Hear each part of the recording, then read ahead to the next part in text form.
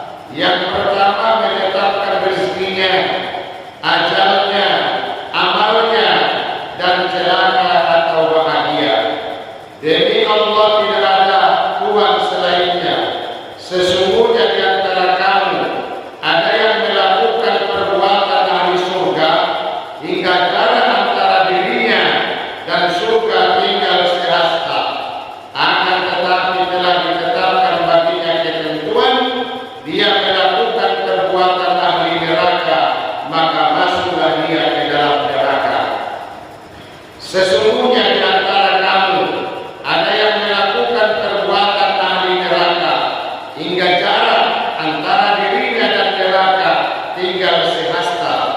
Akan tetapi telah ditetapkan baginya ketentuan, dia melakukan perbuatan ahli surga, maka masuklah ia ke dalam surga. Hadis diriwayatkan oleh Imam Bukhari dan Imam Muslim. Bapak-bapak, saudara-saudara sekalian yang saya hormati, jadi hadis ini adalah hadis sahih, hadis yang paling baik, hadis yang tidak diragukan asal muasalnya, karena hadisnya diriwayatkan oleh Bukhari dan Imam Muslim. Maksud hadisnya Bapak Ibu, bahwa Nabi Muhammad SAW mengatakan bahwa proses kejadian kita, ya, proses kejadian manusia, kita dikumpulkan dalam perut ibu kita masing-masing. Saya, ya, dikumpulkan atau saya di dalam perut ibu saya, kita semua dalam perut ibu kita selama 40 hari berupa setetes mani. Inilah 40 hari, Pak. Orang tua kita jangan apa orang tua kita, ibu kita, ibu saya, ibu kita semua, kita di dalam proses pencarian kita dulu, proses penciptaan kita dulu, 40 hari berupa sperma. Setelah 40 hari jadi sperma, 40 hari kemudian segumpal darah. Setelah 40 hari, arba'ina yauman, ya, arba'ina yauman ala qatan. Kemudian setelah itu berupa seperti berupa daging selama 40 hari. 40 hari berupa sperma atau air mani, 40 hari berupa darah, 40 hari berupa daging. Nah, proses kejadian manusia. Dalam keterangan lain disebutkan kenapa ada antaranya, kenapa berangsur-angsur proses kejadiannya, 40 hari berupa sperma, 40 hari berupa darah, 40 hari kemudian berupa daging. Kenapa tidak langsung saya dijadikan oleh Allah? Apakah Allah tidak bisa? Bisa. Tetapi kasihan, itulah kasih sayangnya Allah kepada ibu kita. Sedangkan proses yang demikian saja seorang ibu merasakan sangat kesulitan, apalagi lah prosesnya tidak ada unsur berangsurnya. Maka oleh karena itu, setelah kita tahu tentang proses kejadian kita, kemudian tahu kita bagaimana sulitnya, bagaimana susahnya sang ibu, yang merasakan letih susahnya, ya, sesuai dengan firman Allah, wasainal insana biwalidayhi hamalathu ummuhu wahnan ala wahnin, kan gitu Pak, wahnan ala wahnin, kata Allah. Wa wasainal insana biwalidayhi, berbuat baiklah kamu kepada kedua orang tuamu, hamalathu ummuhu, ibumu yang mengandungmu. Ini sesuai dengan di sini, 40 hari berupa sperma ibu kita mengandung kita. 40 hari itu kalau istri atau ibu yang ada rewel-rewelnya, mulai susah-susahnya, Pak, serba susah rasa dia, ya, tidur tidak enak, makan tidak enak, mulai lagi, ya. Setelah 40 hari berarti kan 1 bulan 10 hari kan, Pak. Setelah itu berupa darah. Air mani tadi, sperma tadi, kemudian menjadi darah selama 40 hari. Setelah itu berupa daging. Ini tantangan bagi kita. Setelah ditentukan, Allah tentukan, Allah tetapkan, yaitu yang pertama, seperti hadis yang kita pelajari tadi, Allah tetapkanlah setelah 40 hari jadi daging, ya, kita sudah prosesnya sudah seperti manusia, sudah punya kaki, sudah punya tangan semua. Lalu datanglah penentuan, yaitu yang ditentukan oleh Allah Subhanahu wa taala sesuai dengan hadis ini. Yang pertama adalah rezeki. Rezeki Allah tentukan rezeki kita.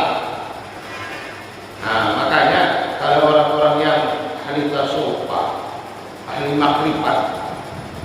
Ya, tidak seperti kita. Kalau kita ini kan masih ada prinsip kita, termasuk saya, kalau kita tidak kerja tidak dapat uang. Ya kan Pak? Kita kalau uang saya nggak tahu. Kalau prinsip kita kerja baru dapat rezeki. Ini masih tahap rendah kita Pak. Kalau para ulama-ulama itu, mereka sudah yakin bahwa rezeki itu dikasih Allah. Mereka tidak terlalu mengejar dunia, nggak seperti kita, nggak seperti saya. Kalau apa-apa saya nggak tahu. Ya, kalau guru-guru contoh saja kita kasih ustaz-ustaz guru-guru pesantren itu. Lah kalau kita tengok mereka itu cuma mengajar santri kok. Pagi jam 8, jam 7 dia start ke pondok, dia nerangkan ilmunya. Ya kan Pak? Jadi pulang dia jam 2, ngaji lagi dia. Tapi kita nampak mereka lebih senang daripada kita. Kalau dihitung pakai kalkulator, harta kita lebih banyak dibandingkan mereka. Tetapi lebih tenang hidup mereka. Apa yang kita miliki, mereka bisa memiliki. Kenapa? Karena mereka sudah yakin bahwa yang menentukan rezeki itu sudah ada, ditentukan oleh Allah Subhanahu wa Ta'ala. Makanya masuk itu usah kerja, ibu saja rezeki itu sudah diatur Allah. Itu salah juga Pak. Itu salah. Itu namanya Jabariyah.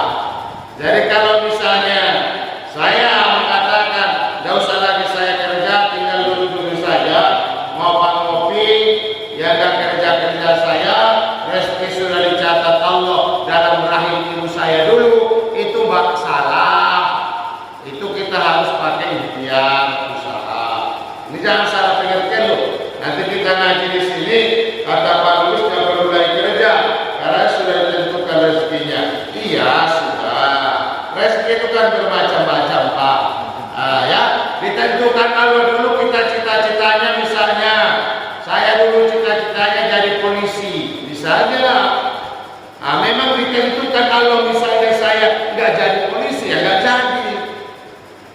Jadinya petani. Nah, walaupun cita-cita kita jadi presiden misalnya, Allah tentukan dalam perutnya ibu kita dulu rezeki kita, ya kongkeran ya jadi petani, ya memang jadi petani, dan mungkin jadi kita presiden lagi. Nah, rezeki ini banyak Pak. Rezeki bukan berupa uang saja. Kemudian Allah tentukan yang kedua, wa ajalihi, ajalnya. Kalau orang berminta, ya Allah panjangkan umur saya, ya Allah jadikan umur saya 200 tahun. Banyak orang berdoa. Tidak ada yang tahu ajal.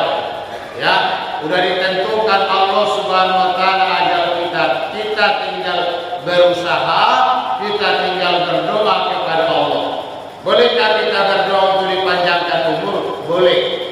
Kalau ulama tasawuf mengatakan boleh kita memanjangkan umur, doa meminta supaya dipanjangkan umur, tetapi harus dibarengi dengan doa yang barokah, umur yang bermanfaat atau umur yang barokah. Takutnya nanti kita berdoa umur yang panjang saja, tapi tidak ada manfaatnya atau barokahnya. Makanya Pak, kita semua, karena barusan kita telepon sama kawan kita, barusan kita bicara, gimana kabarmu, sehat? Di mana sekarang di sini? Tiba-tiba kita tengok lagi berita selanjutnya, innalillahi wa inna ilaihi raji'un. Telah berpulang ke Rasulullah sekolah bin sekolah. Lah perasaan kita barusan saja kita ngobrol sama dia, ternyata sudah dipanggil oleh Allah Subhanahu wa Ta'ala. Tidak tahu aja. Ini sudah jelas Bapak-bapak tahu. Ya, kita semua sudah ngerti lah bahwa tidak ada yang tahu kapan ajal kita datang. Oleh karena itu kita semua termasuk saya, sebelum datang ajal itu kita siapkan diri. Dan jelas kita tahu tidak bisa dipercepat dan tidak bisa juga diperlama-lama. Seandainya itu bisa, itu pernah ceritanya Nabi Ahmad, ya minta supaya di sahabat terhindar dari ajal itu, dia lari dia ke padang pasir. Baru aja nyampe dia di situ, sudah di situ malaikat Israil, ya malaikat pencabut nyawa sudah tunggu di situ. Dari sini ya kau, nggak bisa lari Pak. Maka pernah saya katakan pengajian yang lewat, kalau saudara-saudara kita meninggal, ya boleh kita katakan alhamdulillah Pak. Nah, kenapa? Masih bisa kita tengok, masih bisa kita jenguk, masih bisa kita antar dia pakai kereta jenazah, masih bisa kita antar ke sampai tahu apa ada orang yang antar sampai saya nggak tahu. Nah, makanya kalau nanti kita terjadi yang nangis kuat-kuat, alhamdulillah gitu aja. Dulu itu bapak tahu, saya pun nggak berani begitu. Kenapa? Loh, memang kalau saya pikir saya sendiri, ya contohlah saya sendiri, misalnya contoh saya ingin dulu waktu saya sekolah Pak, ya saya tidak menceritakan keluarga saya waktu sekolah dulu sama adik-adik saya, terutama saya pribadi, saya pernah berniat kalau nanti pendek orang umur bapak saya, insya Allah saya yang akan memandikannya, saya akan mengkafaninya, saya akan yang memasukkan ke liang kubur, dan insya Allah kami semua jadi imamnya ganti-gantian. Tapi buat berkehendak Allah cabut nyawanya di Maktatul Mukarramah. Ayo, siapa yang tahu? Dari kita kayak mana? Ini serius Pak. Karena seorang orang tua itu, apalagi orang tua, dia tidak menginginkan apa-apa. Sebenarnya orang itu tidak menginginkan harta yang banyak dari kita kan. Yang mereka inginkan kita senang, bisa membantu orang itu, tidak merepotkan. Terutama di kala akhir hayat mereka, kita yang mentalkilkan mereka. Dalam arti talkil mengajari ketika sakratil maut. Ketika mereka sakratil maut, mau ajal tadi datang, ada kita di sampingnya. Lalu kita yang membisikkan ke telinganya, ya abi qul la ilaha illallah. Lalu ketika mereka meninggal, ajal datang tadi, anak orang tua itu menginginkan kita yang akan memandikan dia. Ayo. Seorang anak. Itu loh Pak. Kenapa rupanya? Kalau ilmu fikihnya kita nyimpang dari ajal tadi. Kalau dari ilmu fikih, kenapa harus keluarganya yang memandikan mayit? Andai kata terjadi hal-hal yang tidak diinginkan atau ada aib-aib dalam tubuh si mayit, lah kalau keluarga yang mandikan tidak akan terbongkar rahasianya, tidak akan tersebar cacatnya, tidak akan tersebar aibnya.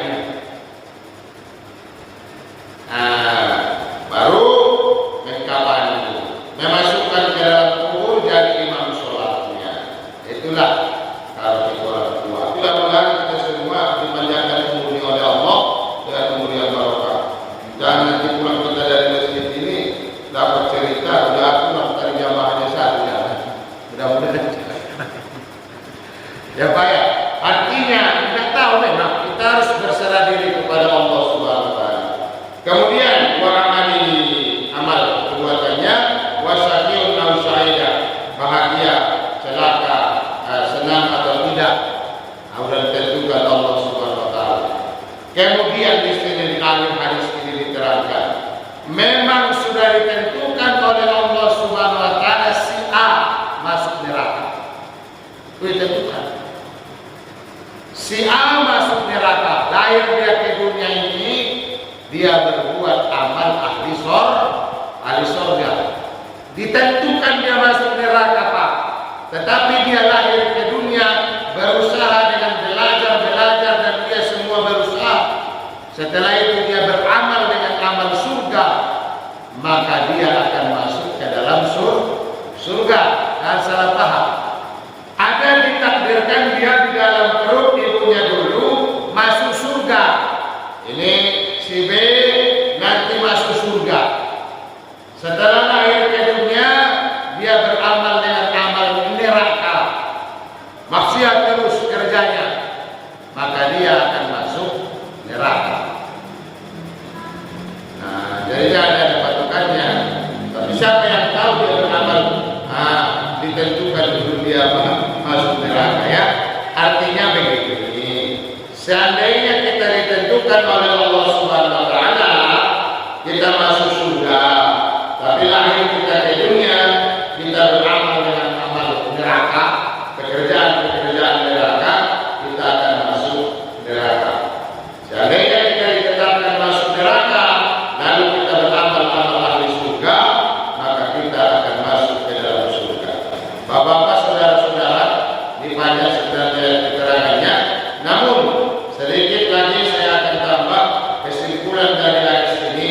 Yang pertama adalah setelah kita baca bersama hadis Rasulullah SAW bahwa kita diciptakan dari setetes air yang hina, yaitu air sperma, air mani, selama 40 hari dalam perut kita masing-masing. Yang pertama kita ambil kesimpulannya, kita tidak boleh menyombongkan diri kita, karena kita diciptakan bukan dari emas, bukan dari yang mulia, bukan dari yang apa, ya. Maka kita tidak boleh menyombongkan diri, kita tidak boleh merasa angkuh, karena itu adalah miliknya Allah Subhanahu Wa Taala. Kesombongan adalah milik Allah. Walaupun kita warisan agama, tidak boleh kita merasa sombong. Walaupun karena harta, tidak boleh kita merasa sombong, karena kehancuran manusia adalah karena kesombongannya. Karena ciptakan dari yang pernah dulu saya sampaikan dalam pengajian, sekedar mengingatkan kita, seandainya madu di satu botol, seperma satu botol, orang akan minum madu. Tidak ada yang minum seterusnya. Itulah hinanya kita. Lagi pula Pak, untuk menghilangkan kesombongan kita, saya pernah mikir-mikir, kita dibandingkan dengan ayam itu lebih cepat kita bau daripada ayam. Itu saya coba. Misalnya meninggal orang malam ini, jika kita kebumikan, nunggu besok pagi jam 8. Udah terasa bau itu. Tak percaya coba bisa. Udah terasa juga. Meninggal jam 4 tadi, makanya orang bilang harus pakai kopi lah. Itu menghilangkan bau. Itu pun masih terasa. Itulah hinanya kita. Coba Pak mandi ayam jam 4 tadi sampai besok pagi Bapak itu belum bau sebau manusia. Nah, Bapak perhatikan, kita uji praktekkan mandi manusia jam 4 meninggal. Kita coba pagi misalnya jam 8 jam 9, itulah terasa baunya. Baru mandi ayam jam 4 sore, pagi jam 8 kita tengok, itu enggak separah baunya manusia. Nah, kemudian boleh kita berusaha di dunia ini, walaupun sudah ditentukan rezekinya saya misalnya 1.000, sudah ditentukan rezekinya masuk ke 10.000 misalnya.